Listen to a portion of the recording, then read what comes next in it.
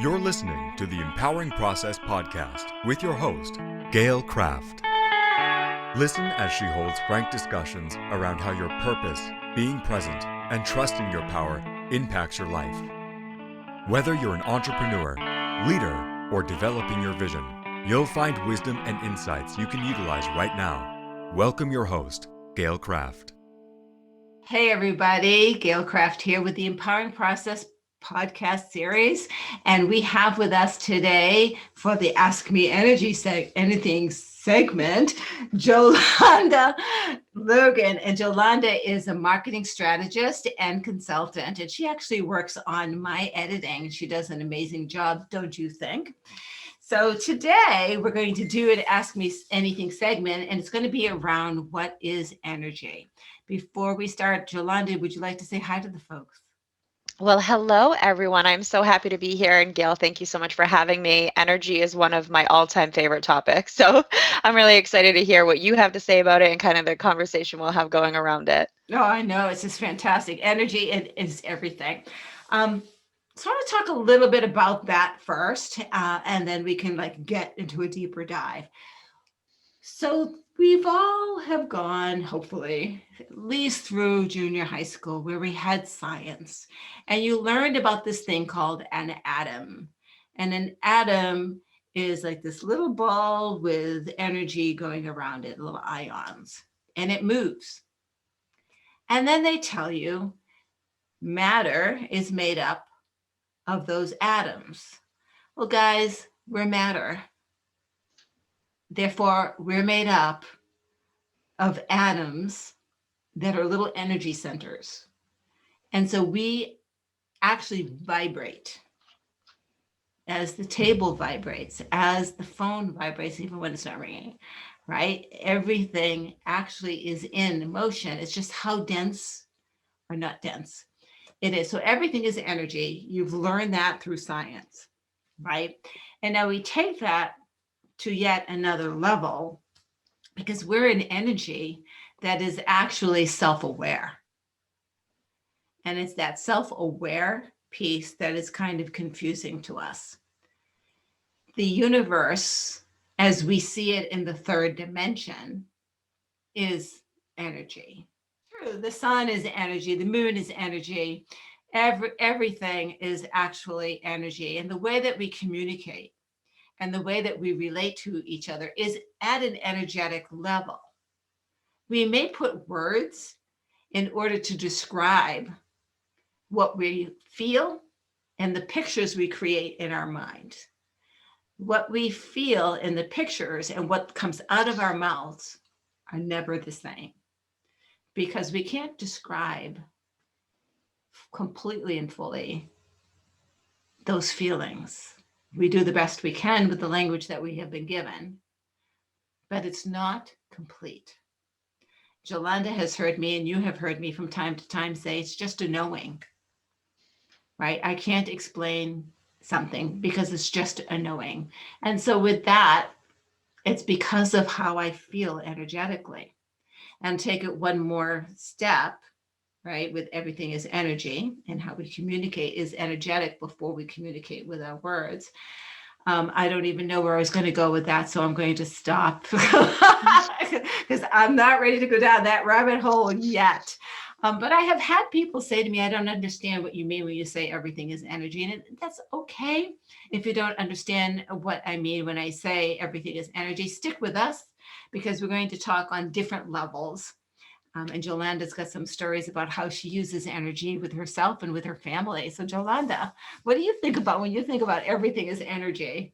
Yes. So in the simplest form, it's, they say that calories are energy, right? So let's say, do I really want this 100-calorie snack? Because then I'm going to have to do like a mile on the treadmill, right? Is that energy worth it, right?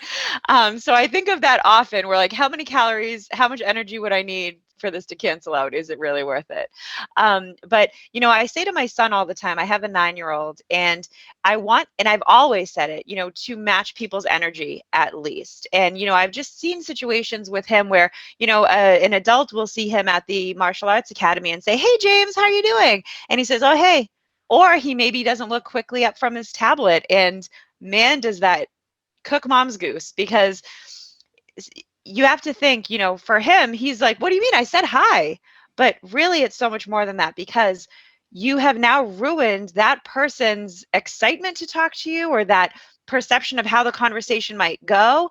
To kind of to take the control away from what they were expecting in a negative way. It kind of makes the situation fall flat, where who knows what the potential of that interaction would have been.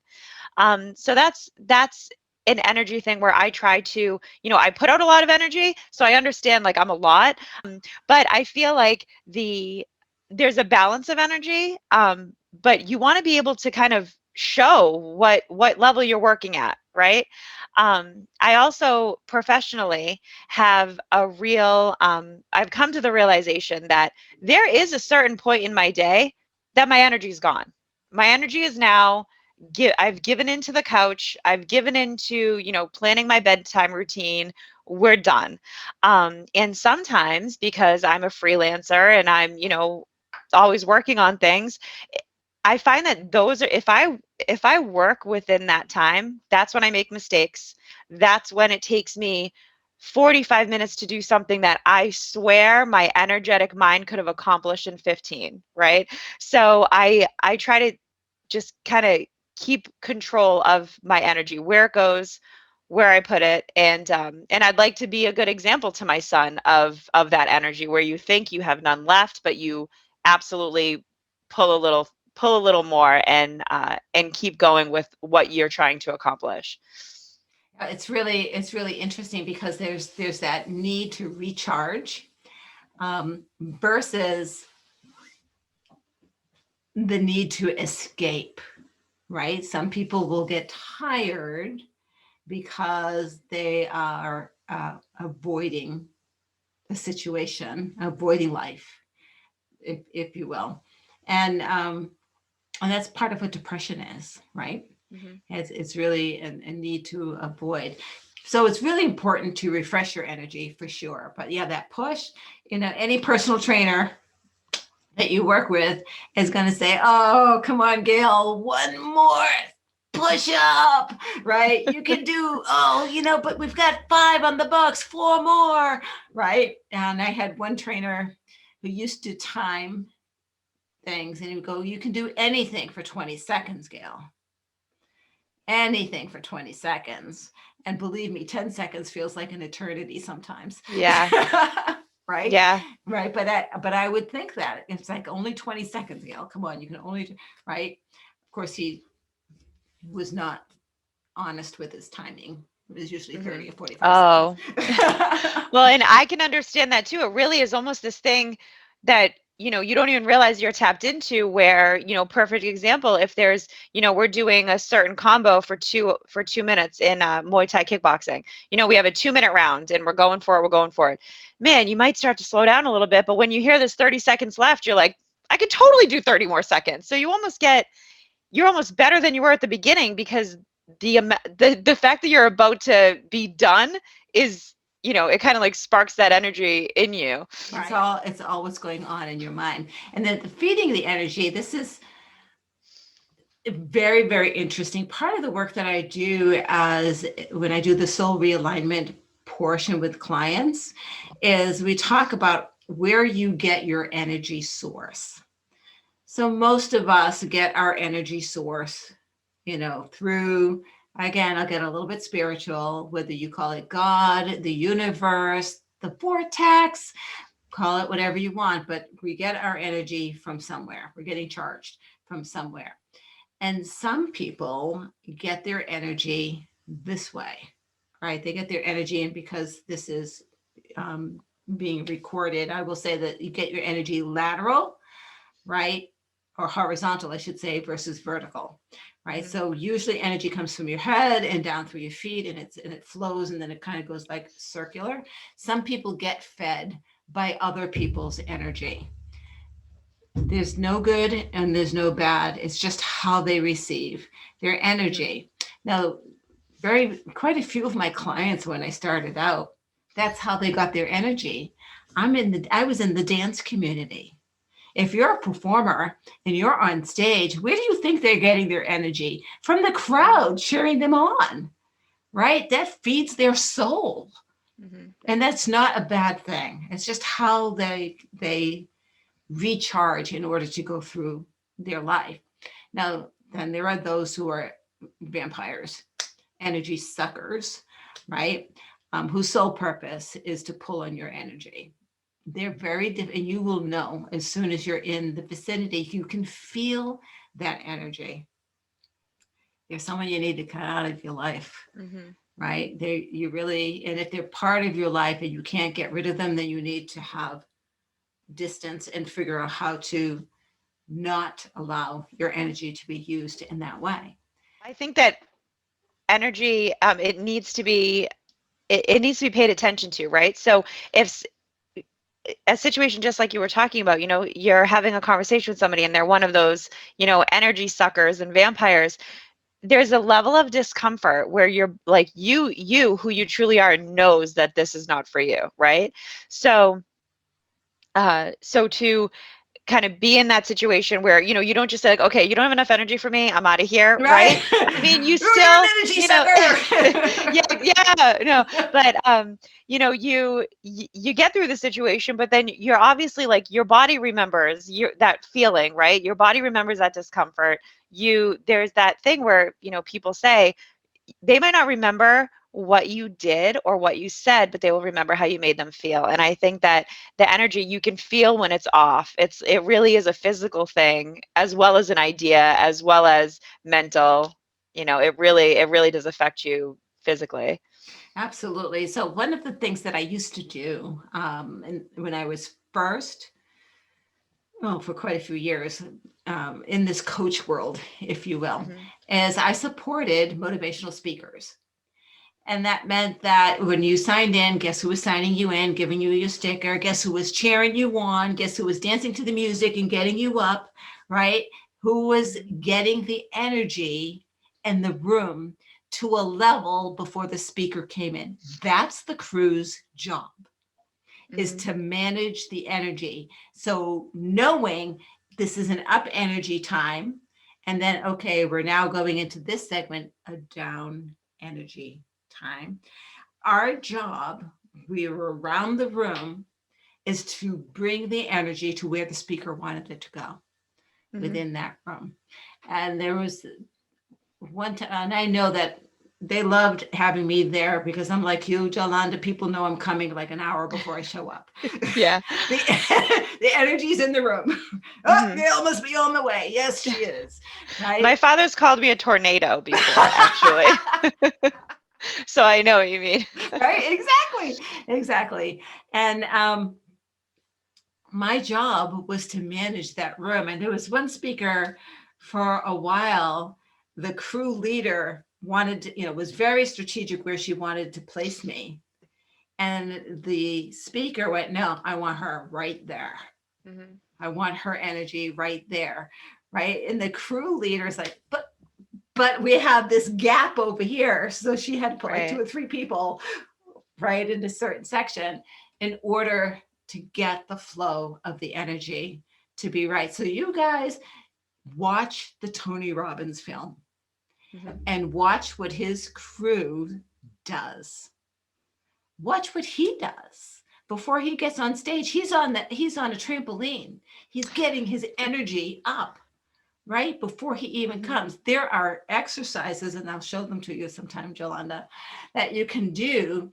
The sole purpose is to get the energy up before you get out there. So no matter what's going on, you get to that point so that when you get on stage, your energy is Mm-hmm. going out, and you cannot count on the audience, as you know, feeding your energy. You have to push it out first Mm-hmm. and then get the circle to happen. And that's what the crew does, is helps with that flow. So if you don't think anything is energy, everything is energy, every motivational speaker that's out there knows better. Right. And so I had here harvesting energy, and that was part of the vampire sucking Mm-hmm. type thing. But so what do you do right when you just tapped out and you have to go the extra mile. Those who are in a 9 to 5 job have to deal with that on a daily basis, Mm-hmm. right? Those of us who are fortunate enough to be entrepreneurs, I mean, I will think nothing of putting a 20-minute to a half hour gap, and I have a couch right here. Mm-hmm. And go lay down, with a book, maybe a podcast, maybe my own podcast, and just relax and take a Mm-hmm. 20-minute break to recharge. When I was in corporate America, I'm a high burner. So if you read my alchemy, you know that I get up in the morning, I'm ready to go, but come 2 o'clock, I'm toast, right? Mm-hmm. I start at 4, 5 o'clock in the morning, but at 2 o'clock, I'm just about cooked. So if I'm in corporate America, I can't take that nap, right? I would have to push. And honestly, sometimes I could feel the pain of pushing through. Mm-hmm. If I can push through for 15, 20 minutes, then I can get that second wind and be okay. But the second I stop, and it doesn't matter what time of day it is, I can stop at 4, I can stop at 9 in the evening. The second I stop, I crash and go to sleep because I've expended my energy, right? And so it's knowing who you are. Now, some people pace it really, really well. I would imagine Yeah. that you're a pusher. I am a pusher, but I'm also a napper, right? So, I never nap in my room. I'm right on the couch. Let my cat join me for a quick nap. But there was a time where every day I was like, okay, if I wake up really early, but when am I going to get my nap? It's like, no, no, no. I'm not a kindergartner. I don't need my nap, right? It's just very lovely when I get one. So so now they're more of a luxury, but I am yay nap all the time. But yes, I am a pusher. So when let's say I have an hour and a half, I will look at that hour and a half and be like, oh, that might not be enough. No, it is. To look at that time and say, it might not be enough time. As soon as I start to think about that, I'm like, but let's see what happens. It's especially when you're working for yourself, it is so easy to put something off or to break promises to yourself that you had for the day, because of whether it's workload or other things you have going on. And I mean, I'm not clocking in. Nobody's around, right? I don't have a boss that's going to call me into his office because I missed something. So that's been an adjustment, and I do feel like I am on the better end of that now because, like I said, I look at time as more of like a challenge rather than, like, oh, time is running out. Those projects don't go away, and the only place they go is to tomorrow. If they don't go away, they might not be there right now because, I put them aside and I'm not thinking about them. But I'm also someone, Gail, and I'm not sure if you're this way, but I'm somebody at 3:30 in the morning, I'll go, did I send that? Or did I forget to mention the third bullet that I wanted to put in that email? I will do that in the wee hours of the morning. I will wake up, and then it's almost like, because my heart's beating so fast, I have the energy to just kind of like check on it or go take care of it. I And do now have with to get up. technology, Uh-huh. yeah. And now with technology, it's so easy for me to just look at my phone, look at the email, or whatever it might be. I have a lot of programs on my phone. If it's some design aspect, I can look at. But yeah, I would say that I'm a pusher. I definitely push through that. There's always later for rest. But naps are always great if you can get one. Honest to gosh, so I've had, I think, 3 breakdowns in my life because I didn't honor the need to recharge. And the Mhm. first time I was 16. So I got up at 5, 6 o'clock. I was at school by 7, 7:30. I was out of school by 1, at work by 1:30, out of work at 9, got home by 9:30, did my homework, went to Yeah. bed, up at 6, right? And I still dated and had fun on the weekends, right? And I worked at a 5 and dime store, and I was at the cash register and someone was checking out. And all they wanted me to do was take a $10 bill and break it into fives and ones. and I started bawling my eyes out. I was so exhausted. And my poor boss came over, "You okay?" And I couldn't Mhm. even talk. Right. So sent to the break room. He took care of the transaction. Right. I couldn't even leave the break room. At the end of the shift, I went home and I was in bed for 3 days in a ball crying. So exhausted. Mhm. Right. And I've pushed myself a couple of times since then. And I know the feeling when I'm getting too much, but it's because you cram that stuff into the hour and a half so that Mhm. you can have the next hour and a half to cram something else in. Right. Yeah, if it's perpetual, it's definitely not sustainable for sure. Right. And, and like, I mean, with you're talking about, you ended up, crying and you were just the exhaustion and, the emotions take over you. I learned when my son was very young, if there is a tantrum coming, I think about, when was the like, did he sleep well last night? Or, did he give us problems at bedtime and he stayed up late, whatever that might be. But really, a lot of times he needs a snack and a juice. Give him a snack and a juice and he's kind of that energy, right? So like Right. the calories, the energy, food equals fuel and all that. But when as a child, think you now can look back and kind of analyze what was going on in that situation, but at 16 you had no idea. You were just you lost it, you lost control. So I think of that with even younger children. They don't know how to handle their emotions. They just know they're going to get yelled at back because of, they're being a little, it's not the best them they can be. And that's all I ever ask of my son. I don't ask him to just be this, robot of a child, but, be the best James you can be. And a lot of Right. that has to do with kind of balancing that energy, making sure he's tip top. And that responsibility is still mine. It's at 9 years old, I haven't necessarily found out where I end and he begins, right? He still definitely needs me, but less than less than before, right? So hopefully Right. those are tricks that he'll, okay, I'm starting to lose it. What do I need right now? I need an apple right now, stat. Hey, you will have to teach him that. I will say the Yeah. energetic bond between a mother and their child is the hardest one to disengage from. Mhm. I, I used to say, and I still do actually, the hardest thing for a parent to do is to let go when it's time to let Mhm. go and to know when it's time to Right. let go. My son, my daughter and I, she apologized when she was 25 for Don't we all apologize to our right moms in our 20s? for being a teenager. Yep.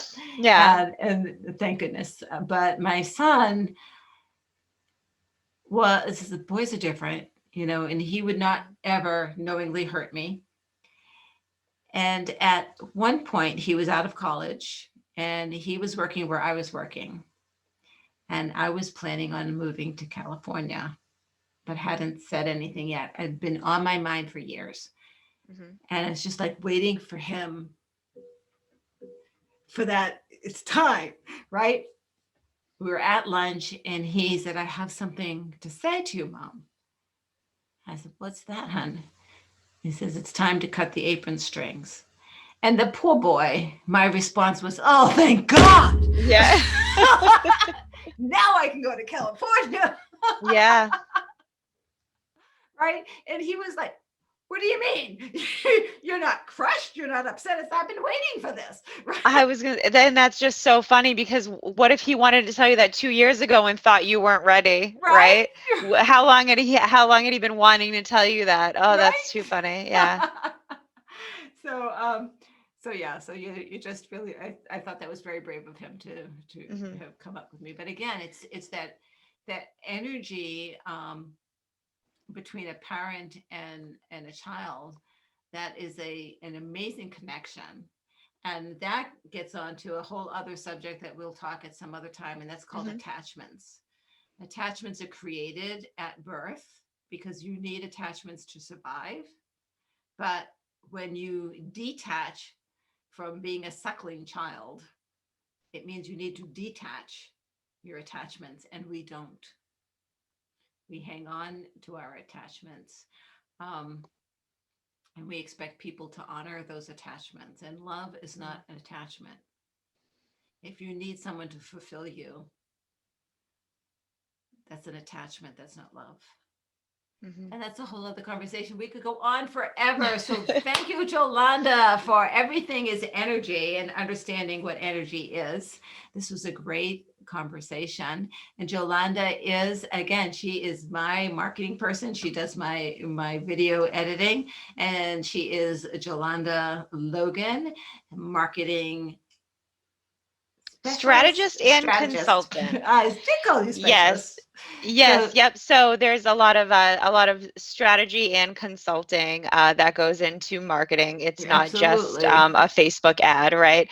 So I am I can be reached at marketing@JoLoSparkles.com. My website is JoLoSparkles.com. I offer free consultations, and I am a longtime marketing professional that is now specializing in small businesses.